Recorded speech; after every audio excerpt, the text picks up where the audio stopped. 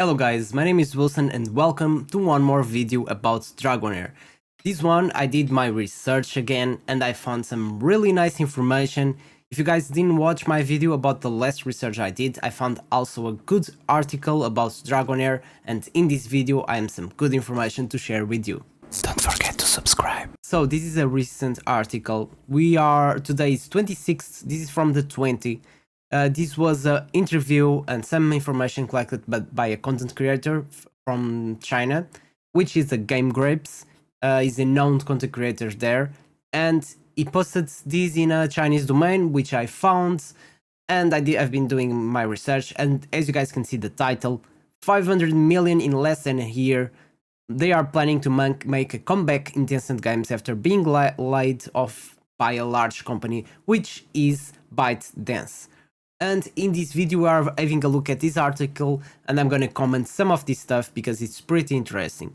Alright, so this talks about all the history. I already did a video talk about a little bit about that, so I'll skip those parts and I'll talk about only the important things. As you guys can see, it's already highlighted, so it will be much easier. Okay, so over the past year, Silver Art Studio, which is SGRA, I don't know what is the translation of these in Chinese, but the translation to English is Silver Art Studio, and I'll let you guys know right now. Silver Art Studio is SGRA, is the English name. Okay, so basically when you see Silver Art Studio, it's SGRA.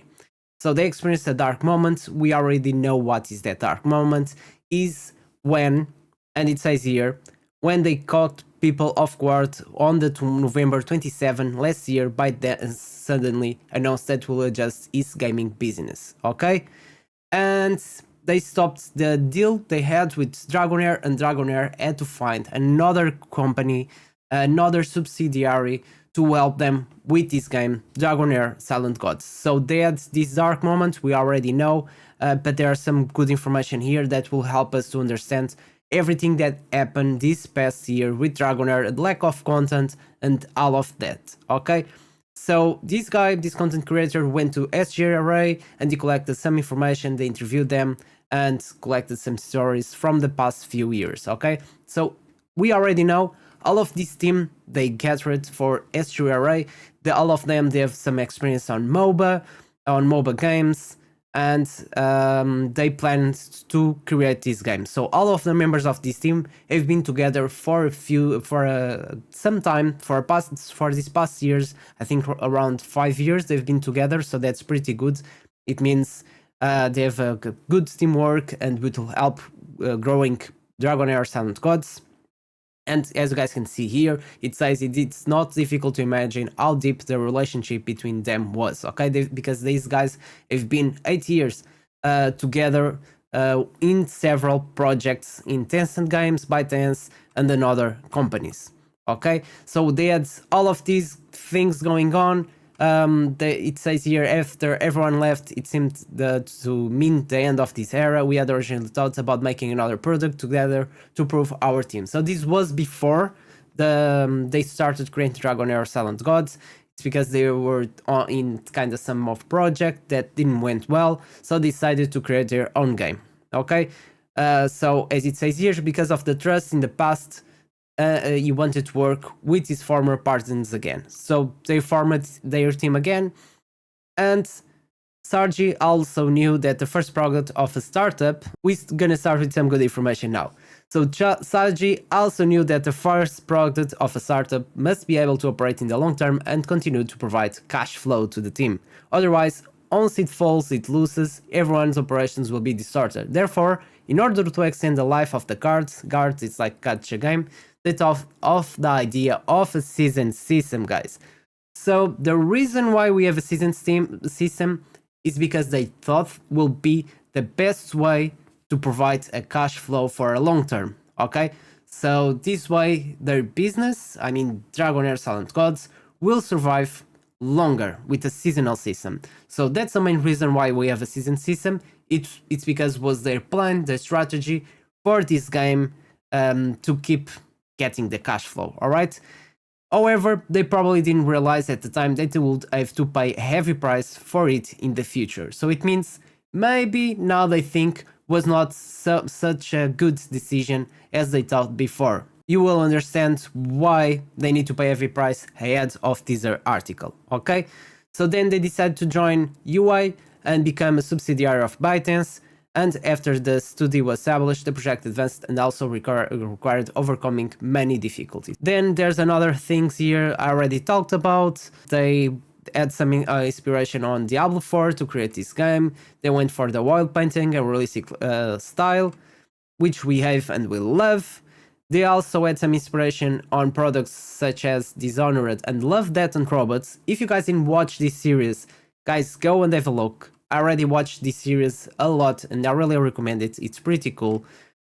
And all of these we already talked about. I talked about of this in the video before. If you guys didn't see, have a look where I talk about the design, why they decided all of this design of these characters, for example, which is inspired on Baghdad civilization. And they took some of the things from there, some of the customization, some of the highlights from the civilization before they applied to the characters we have nowadays. So when they started the public beta to the international server, so the server we are playing, Saji already had planned a total of 20 hours of standalone experience in the public beta version, where players will adventure in 4 sandbox worlds, which each with its own major races and events, okay? So he already had a lot of plans, and during this period, some colleagues expressed concerns that the content production pressure will be too great with the update frequency of one season in March, alright? So guys, everyone knows when we started the season this year, okay, when we started on December, and then we had the other season on March, every content creator told to the moderators to pass this information to the developers that this will be too hard to manage with all of these seasons, okay? Because every season players are expecting new content, new heroes, a lot of new stuff. Because if you are not bringing new stuff every new season, then there's no reason to make a seasonal system, okay? It's like Diablo. Diablo, it's a different type of game. So every season on Diablo, we have new mechanics, new gears, new stuff, new bosses, and that's what we expect in a seasonal system. If they are just creating a seasonal system, just bringing some new heroes and everything else is the same, players will lose their interest on the game because they just need, it's a constant grind for nothing, because you are just grinding the same thing every season. And that's what they found when they started the seasonal system. So they are aware of the season problem. So on November 27, ByteDance officially announced the business adjustment and was devastated to Dragonheir Silent God, which had just been launched overseas for 2 months. So at that time, the game was about to launch a second season in December, and a sudden change caused Neji off guard. So this means when we started the season, okay, on January, we had a lot of content on season 1 and season 2. One was not that bad, but you guys know when we started season 3, season 2 was worse than season 1, but when we started season 3 was not that great. The heroes were good, but we had a lack of content, and this kind of explains why did it happen. The team was in a state of panic. Christian, the lead artist, told me that everyone came to the workstations every day, holding pens in their hands, staring at the blank, drawing bored on the computer, and had no idea what to do. Okay, so maybe this kind of explains why is the lack of content, because probably they were just surprised of all of these situations, and they thought they're gonna lose their jobs. All of their projects, all of they worked for to create Dragonheir Silent Gods, they thought they will lose everything. So maybe they lost their inspiration to keep going with Dragonheir Silent Gods. So the creators of this game, they reviewed this situation and said the estimated difficulty of making the product, because usually a successful product only innovates in 1 or 2 aspects. So in a normal game, we already expect once in a while to receive new content, okay? New maps, new heroes, new stuff, but it's not a season system, so we don't have a timeline to receive that new content. With this model, okay, It says here, but they challenge the existing model of strategy cards on 3 levels: content, combat gameplay, and business cycle, okay? Because they create new heroes, new types of damage, a lot of new stuff that we are expecting. So even if the first 2 aspects are generally good, the seasonal framework not only places extremely high demands on content production efficiency, but also affects the early game experience. And this is true because since we have a season system and some of the players of gacha games are not used to this, every season we lose everything and we need to start from scratch. There are some players they don't like it, they don't like to lose everything and start from scratch, especially if there's lack of content. According with the habits of card players, they will start by drawing a lot of money when the server is opened, but the seasonal design of Dragonheir Silent Gods postpones the rewards, causing some players to leave in the early stage. And you guys know, the big rewards, we only get them on the end of the season. And the first month is very boring, you guys know. We just need to grind a lot, level up our heroes, we don't receive that much rewards. The first week and second is really good, we need to do all our summons, it's a big peak on our desire to play this game. But then it just falls down, and for 1 month we don't have anything that is that really great and we are really interested to do, because we only get the chief challenges on the second month. Until then we don't have much stuff, it's just pure grind. So after they discovered the internal friction and vacillation in the team, Seiji quickly convened the general meeting of the studio, conduct a systematic review, a reflection of the past few years, and reorganize the communication mechanism. After this series of adjustments, the team members quickly retained their spirits, and after a round of interviews, Silverheart, which is SGRA, quickly reached a two-way agreement with Tencent Games, okay? So by this time, they had a deal with Tencent Games, they found a deal with Tencent Games, and they recovered their spirit, and that's when they released the information on 23rd of August about their Chinese version.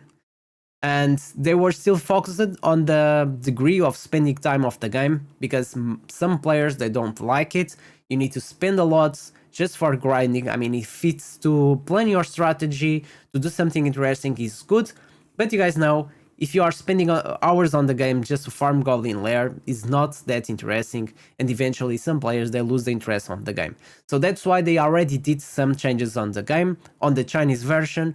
So it says here, for example, the development level of each hero is cancelled, and all hero levels are directly adjusted according to the protagonists. So we already know about this.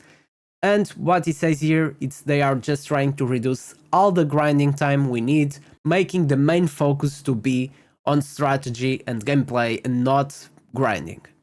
Even the price of drawing cards has been reduced to the less than half of that of the international version. And you guys already noticed that all the prices for summons and everything else in the Chinese server, it's much cheaper, and this is why, okay? Because they are trying to find a balance in Dragonheir, and we hope that balance comes to our international version as well on January.